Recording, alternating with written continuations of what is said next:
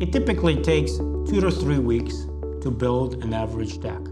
If you have demolition, if your footings are made of concrete, it'll take a bit longer. If you have a deck permit, that will also slow down the project because you'll need to have inspections throughout the project.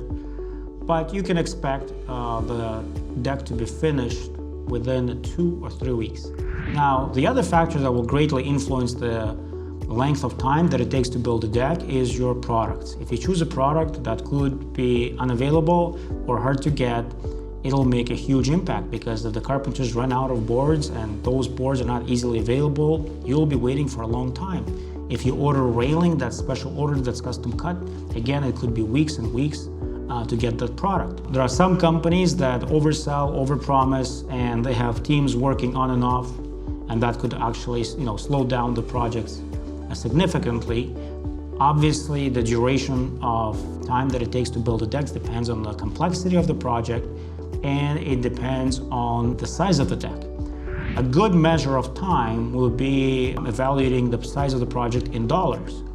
One rule of thumb is 1 week per $10,000. So if your deck is $50,000, it'll be about 5 weeks to build. But again, your materials, permits, complexity, and a number of other factors we also have to take into account.